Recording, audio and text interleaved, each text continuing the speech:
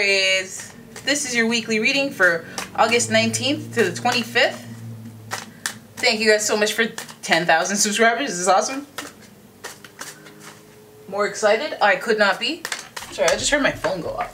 What the heck? Anyways, we're going to keep this short. It's going to be a 3-card spread, and I have a bunch of other readings in store for you. So, I mean, go ahead and click subscribe because you're really going to like them. And that's like in the next few days. So get ready. Oh God, this card jumped out. First card of the week, we have disappointment, Aries, heartbreak, sadness, stuff like that. Oh, I thought this was gonna be handy. Oh, it's not. Oh, you're not gonna be handy. You're just gonna hang out. You're not really actually gonna stand up, even though this whole chair is just okay. Okay, good for you. You got it together. What's the next card, Aries? I feel like this should be more than a 3-card spread, but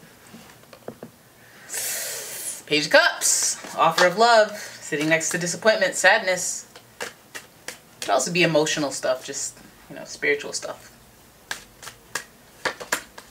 Then you have the Queen of Swords. Okay.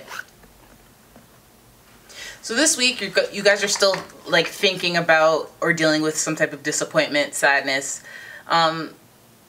This is more of a mental thing than I don't think something could have physically happened. There could be a third-party situation that you can't really seem to get over, or there could just be another person interfering in something outside of relationships, maybe even at work, just an extra factor that is not serving you well and is resulting in sadness and disappointment, which is what the 3 of Swords really represents.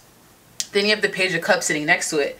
So it feels like you were like naive, or it was like an offer of love, but you were naive in the approach of it. Or you got, you know, you could get fooled by that, just being maybe less experienced. And so you got taken advantage of, or just, I mean, disappointed. I mean, how else can you get disappointed when you're naive and young and youthful like the Page of Cups? See, because the Page of Cups, he's a curious guy, okay? He's emotional, he cares, he's passionate. Perhaps in this scenario, you guys cared too much and it led to some disappointment. But all I can say is with that Queen of Swords sitting right next to it, I feel like the disappointment, there were words exchanged. You know, there's somebody who's just bitter and a scorned person, like jaded by life. And I feel like maybe they're just trying to impose those types of foolishness on you, because the Page of Cups is an optimist. He's emotionally stable, but I mean, he could be naive, but that's good because you're not jaded by the world and you're still young at heart, and that's a good thing. But it just, you know, the world beats you down after a while when you have that kind of approach to life. They give you reasons why you're not supposed to be happy and naive and youthful. But just don't leave behind the part of you that keeps you curious and young and like just willing to ride the waves like you see behind him. You know, the Queen of Swords, that also represents to me, it represents like a female leader or some type of feminine energy that is in charge of you, or, you know, almost even like a strong mother figure that's just overbearing or a bit overprotective. So it's kind of like, it creates tension and friction. I mean, the Queen has a lot of clouds behind her, and different shades of clouds, so it's just different levels of confusion. But pretty much, sitting there on the throne, she's pretty much welcoming it, like, I wish you would, okay? Because I've been there and I've done all the foolishness and all the difficult things in life, and I've survived, so I'm not here for the foolishness.